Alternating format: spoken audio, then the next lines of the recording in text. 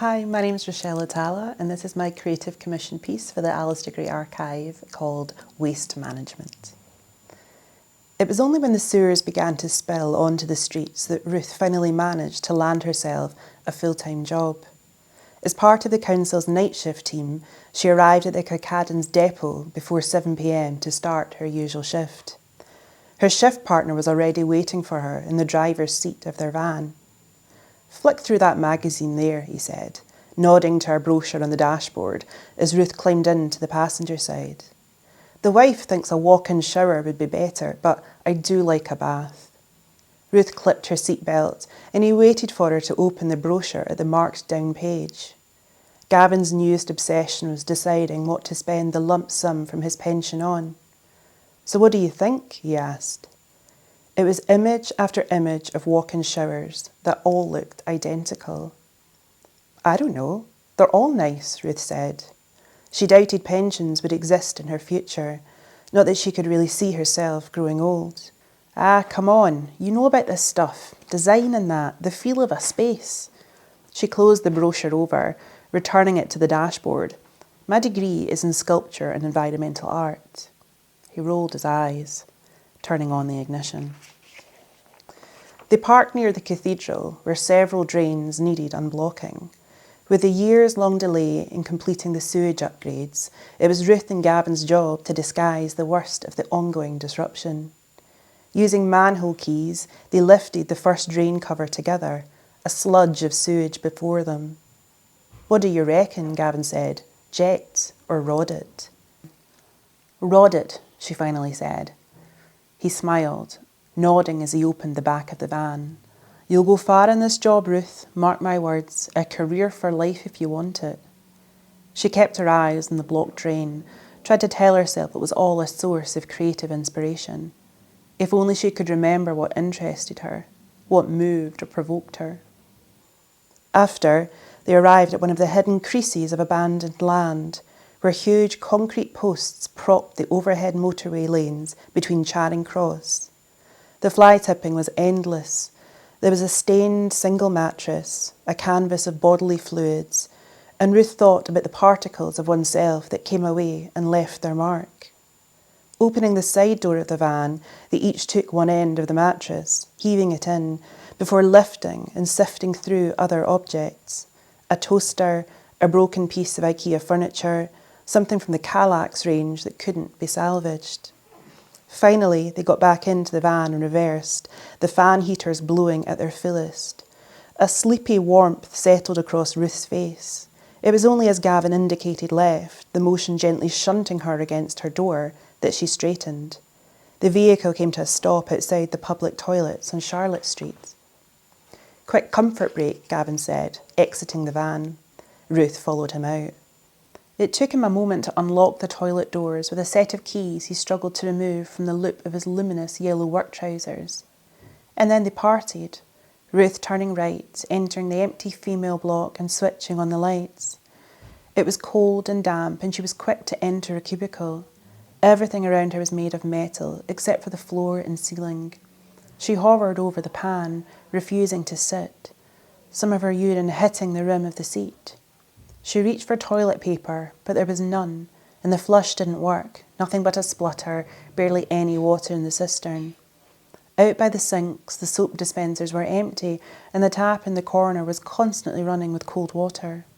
The press-down mechanisms were only supposed to flow for a minute or so, and she tried to pull the handle of the faulty tap up. She imagined the water just constantly running, draining Loch Katrine dry. But she couldn't get the tap to stop, her fingers now ice cold. Wiping her hands on her council authority coat, she exited the toilet block, Gavin waiting outside. "It's so grim," she said. "Well, they're planning to install more public toilets once the upgrades are finished." "And when exactly will that be?" she asked, forcing her damp hands into her pockets. He laughed. "Soon, I hope, soon." They got back into their van, Gavin turning on the ignition. "I think she's right, you know, about the shower room, me climbing into a bath at my age." "I'm sure either way it'll be beautiful," Ruth said. He laughed. "Just like the legend of the sewage worker's bathroom." She narrowed her gaze. Sure, I've told you this story, that somewhere within the hidden network of underground sewers there is the most beautiful toilet block you've ever seen. They say the sewage workers built it for themselves back in the late 1800s. What, really? Have you seen it? He smirked, a sly shrug of the shoulders. As morning light appeared and they approached the final stretch of their shift, so too did the runners. Ruth acknowledged their expensive running gear, their nimble limbs, the tread of their trainers thumping off the pavement, and their sharp, calculated breaths. There was an earnestness to runners. They were dedicated to routine and pursuit of a successful life. As she removed dog shit from their path, one of them nodded. They emptied the bins around George Square and managed a spot of weeding before finally heading back to the depot for 7 a.m, the sun shining as other people began their day, the city looking beautiful. Gavin parked up the van. As Ruth made to leave, one of the supervisors, Johnny, barely 2 years her senior, pulled her aside. That training last week that you were sent on, about the sewage system upgrades. Ruth nodded, gave nothing away. You didn't stay for the duration. She paused. Well, I don't work at the treatment centre, she said, so I didn't really think it was a good use of my time. He shook his head. It was compulsory, Ruth. We've had to dock your wages to cover the cost of you going on the course again. Ruth's face faltered. Look, Johnny, I'm really sorry. I didn't realise. Out of my hands now. But it won't happen again. He shook his head until finally she nodded, accepting her fate. What are you doing now? He asked. Going to bed. He paused, couldn't quite meet her eye. Do you want me to come? She stared at him, considering it. Not today. Ruth walked towards her one-bedroom flat at St George's Cross. She was barely making her rent as it was. The sun that welcomed them back to the depot was quickly being shrouded in grey clouds, and soon a fine drizzle descended. She gripped her coat tighter. Regardless, the water would penetrate. She thought then about the damp stain that was spreading across the ceiling of her bedroom. She hadn't bothered to call the letting agency. The landlord never did anything anyway. But the damp patch was inching forward, the rain relentless. Perhaps she could use it as leverage to lower her rent. She arrived at the communal door of her building and turned her key in the latch. Beside her, practically pressed into one of the bushes, was the "For Let" sign, aged and worn. She climbed the stairs to the top floor, turning on the landing. The smell from flat 3-3, the unoccupied two-bedroom unit opposite, penetrating her nostrils. It was a caustic odour, different to sewage, burning the back of her throat as though something was being degraded. One of the neighbours had put a reed diffuser on the communal windowsill, but it did little to detract from the smell. She admired its lack of subtlety, of announcing its presence without fear or embarrassment. Oddly, once inside her flat, with the door closed, the smell no longer lingered, as though an invisible boundary had been drawn, two different worlds cohabiting. She kicked off her industrial work boots and made for her bathroom, had to pour a jug of water down the drain to clear everything away, the plunger waiting, poised. She lay down on her bed, but sleep didn't always come naturally. She'd read that night shifts could shorten your lifespan. Glancing upwards, the damp stain had inched closer. Soon it would be directly above her. She could hear the noise of people out in the communal hall, the heaviness of a door opening, the building's letting agent attempting to entice new potential candidates over the threshold of the unoccupied flat. Now, I think if you just go in with an open mind, he said, his voice booming. But she knew by the heavy footsteps descending the stairs almost immediately that it was a lost cause. She got up and opened her front door, the familiar smell hitting her once again. The letting agent was still there, trying to lock up, his hand cupping his mouth. Hey, she said. He swivelled to look at her, removing his hand from his mouth. I know you're busy, but there's a damp... He stopped her. Your landlord put the rent up a few months ago, didn't he? She leaned back into her doorframe, wrong-footed. Yeah, but... He's fucking robbing you, taking the piss at this point. Ruth could see he was on the cusp of something. Look, he said, you know this building. You understand about the smell. But it's actually a lovely two-bed with really nice views. He paused again, but when she didn't speak, he continued. It's significantly cheaper than what you're currently paying. Why don't you come in and take a look? She hesitated, too tired really to contemplate what he was saying. I promise it's not like the smell suggests. Slowly, in her socks, she came forward. The letting agent pushed the door open, ushering her in, the smell fully encompassing her. She rubbed at her nose as if the odour was something that could be wiped away, but to her surprise, the flat was spotlessly clean.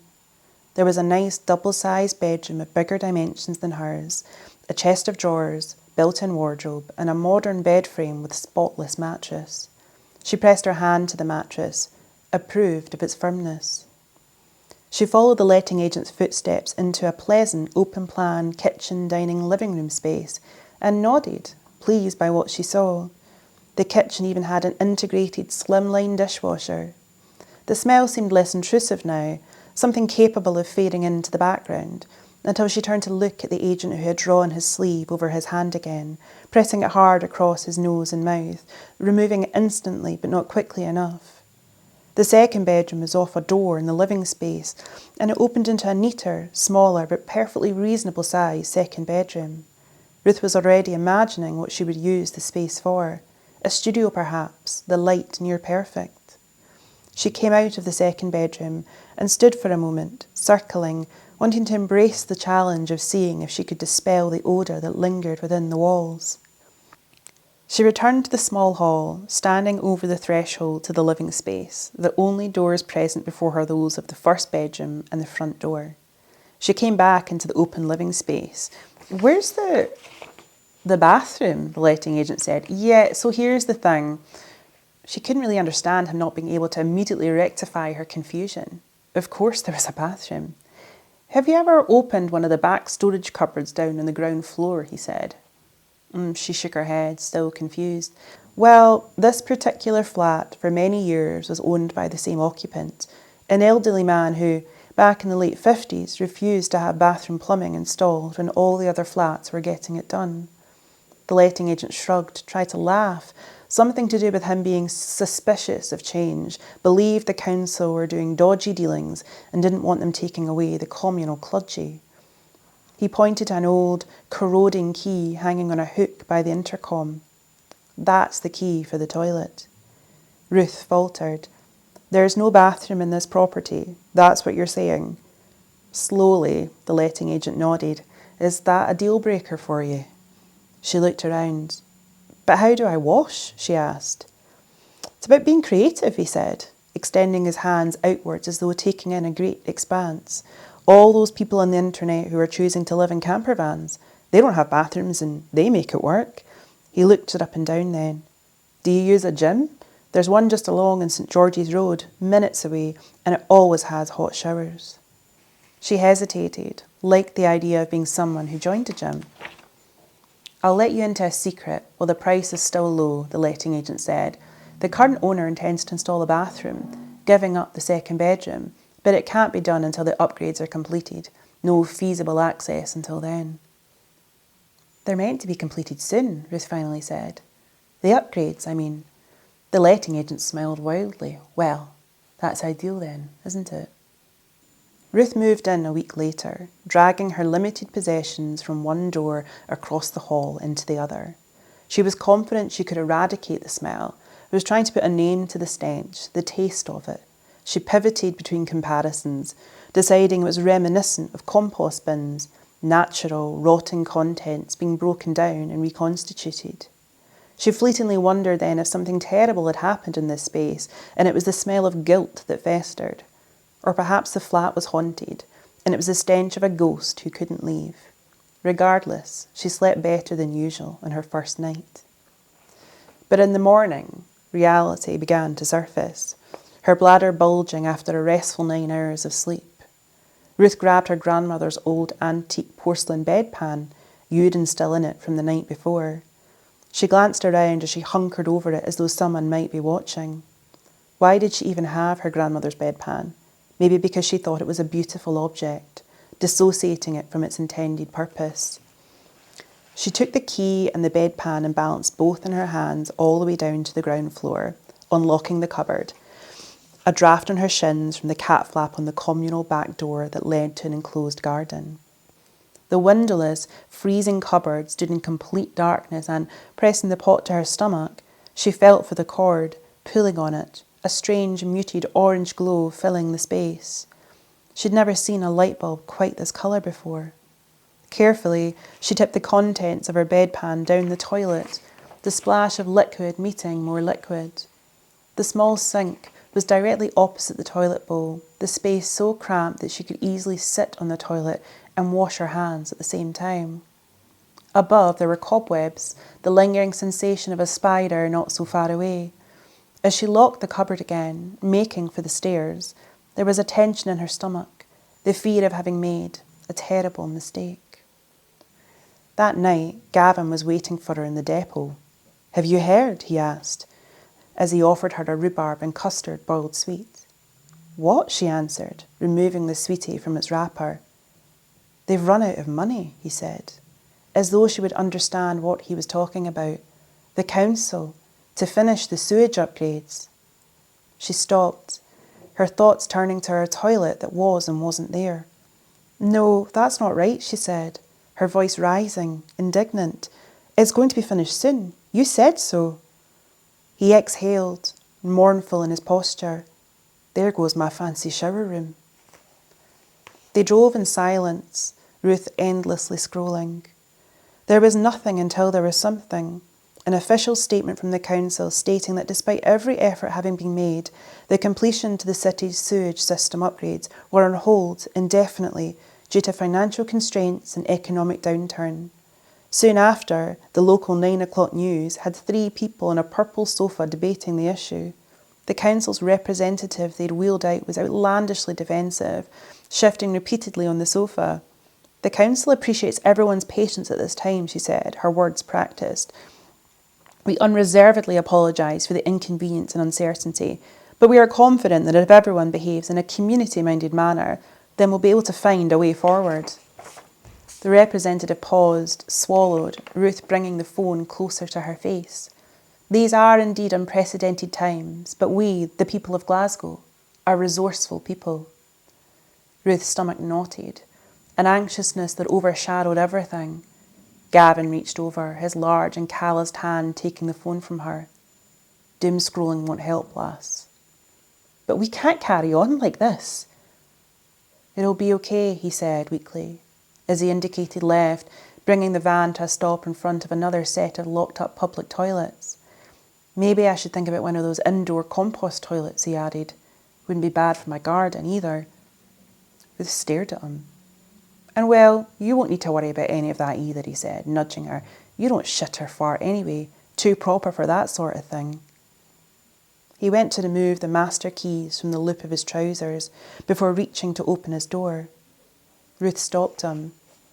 "Why do you always bring us to these awful public toilets?" He narrowed his eyes. "The beautiful underground sewage workers' bathroom, why can't you take me there?" Slowly, he shook his head. "I was only pulling your leg, Ruthie, talking shite." She stared back. "So what, you made it up?" He paused. "It's just a nonsense story that does the rounds." At George Square, it took longer than usual to unblock the drains, all of them stubborn, as though they too had heard the news. After, they descended Sucky Hall Street, emptying bins, sweeping leaves, unblocking drains, weaving in between the bright orange construction barriers that cornered off large sections of torn-up pavement, all of it in service to the sewage works. And it felt like a ghost town, the place deserted, no midnight drunken crowds spilling out into the streets, the kebab shops empty too, only the homeless remained, huddled in doorways. By daybreak, flyers were plastered everywhere, and Ruth couldn't understand how she'd missed them. She pulled one off a lamppost. Its slogan read, "Toilets are overrated." Public toilets were the first to permanently close, the master keys being taken off all employees. Then, when Ruth tried to book a table at a popular Italian restaurant, She couldn't complete the reservation until she ticked the box confirming that she was able to use her own bathroom facilities beforehand. Dylan, an art school acquaintance, was waiting for her outside the restaurant, embracing her without warning. Ruth was conscious of the smell. She retreated. "You look good," she said. He nodded. "I've really got into running." Inside, they were placed at a table by the window, and Ruth was aware of another sanitation worker fighting a blocked drain in her periphery. "So, do you think you'll make it to my exhibition?" Dylan asked, tucking into a plate of beef ragout. She kept her gaze on the sanitation worker outside. "I'll try, as long as it doesn't clash with one of my shifts." "You're still doing that?" he asked, mouth full. She looked at Dylan, then forked her penny alla arrabbiata, the cheapest dish on the menu. He placed his cutlery down and held her eye. "You need to make time for your work, Ruth. Seriously. Everyone still talks about your installation at the postgrad show. Transcendent." She tried to smile, forcing pasta into her mouth. "So, where is your exhibition?" "The Apothecary, in the West End?" Ruth swallowed. "The coffee shop your uncle owns." After, forgetting her reservation requirements, she descended the spiral staircase to the toilets, only to find that once, where their entrance had previously been, there was nothing but a perfectly smooth, plastered wall. She returned to her table, crossed her legs, and ordered an affogato. Messages of camaraderie began to spread. The city was so heartened by its community's resilience. Evolution was an incredible thing. It was unnatural for humans, unbecoming, to have been excreting so many bodily fluids for so long. A woman was interviewed on the same purple sofa, explaining in great detail how she had trained her body to no longer urinate, that excess liquids were being sweated out of her instead, and she'd never felt better. Others were announcing on social media that they were removing their bathrooms, leading the way in this new age of enlightenment. Even talking about toilets became a source of shame. It was almost immediate, the desire for this narrative to be adopted. People barely mentioned the smell of sewage, as though through sheer determination they had eradicated its existence. Yet Ruth was still emptying bins full of human waste. In Ruth's spare bedroom, she tried to mark out the dimensions of a bathroom suite in masking tape, needing to imagine where everything would go. But it was useless. All she was left with was oblong shapes framed out on the floor that meant nothing. She trawled the internet for the perfect toilet and bathroom, but despite hours of scrolling, she could no longer find any images, all toilet-related content seemingly removed. In a sketchbook, she tried to draw from memory, but her hand instinctively shaped the lines of her horrible cupboard toilet. She ripped the paper up into tiny pieces, tried again, but every time her hand always brought her back to the toilet in the cupboard with its strange orange glow. When she arrived at the depot, she was told Gavin had taken unwell with a gastrointestinal infection, and she had no desire to press for further detail. Instead, she paired up with Johnny, and they were dispatched to a fly-tipping site, but he barely spoke a word to her, his eyes glued to his phone as she heaved fit-to-burst bin bags into the van. "Do you ever think about that work night out we had a few months ago?" she asked, "when we snuck into one of the toilets together and nearly got caught by Pamela?" He replied, eyes still locked on his phone. Ruth stopped lifting rubbish. "What exactly is holding your attention?"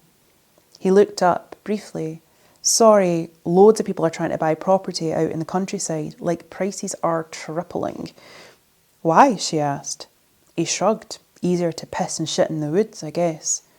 "And you care because my gran passed away recently and our house is in the middle of nowhere, so I'm trying to figure out how much it might now be worth." She kicked a bag towards him, its contents spilling open, the stench of human waste. It was 2 or 3 in the morning by the time they parked up on George Square, directly in front of the city chambers. Ruth assumed they were there for more routine shit collecting and drain unblocking, but one of the security guards opened the front door and ushered them in, muttering something about waste management. Johnny nodded with the conviction of someone who knew where he was going, but Ruth had only been inside the building once, for a photo opportunity to celebrate the new night shift staff the city had found the money to hire. She'd stood in a semicircle with other uniformed recruits, while the lead counsellor for sanitation services positioned herself in front of them, smiling at the camera. They carried on through the impressive entrance hall and came to a corridor, other night shift workers passing them, going about their duties. The noise of Johnny's boots scuffing the delicate antique floor stretched and elongated as they continued to pass one unmarked door after another, punctuated by strange, distorted portraits hanging on the walls. She could feel her heart quickening, the fear of this corridor never ending. But finally, in the distance, there was a large wooden door, and she could feel her steps quickening to reach it. She pulled on the handle, but the door did not budge. An audible moan released from her body, surprising in pitch and tone. Johnny reached over and pushed the door open. Beyond, a perfect square of space, with signs pointing in all different directions. Waste management to the right. Johnny made for it, but Ruth was drawn to a different sign, a small brass plaque with a depiction of a hand pointing downwards to a staircase, something alluring and whimsical in its illustration. Without thought or discussion, Ruth began to descend, Johnny calling after her, telling her that she was going the wrong way. She ignored him, felt nothing but a compulsion to go deeper into the bowels of the building, only slightly aware of the fact that he was now following her. At the bottom, an industrial door confronted them. Ruth pulled it open with ease, revealing a stone tunnel beyond, damp and echoing with the drip of water. Darkness wrapped around them, only a small bulb of light in the distance ahead, a beacon calling them.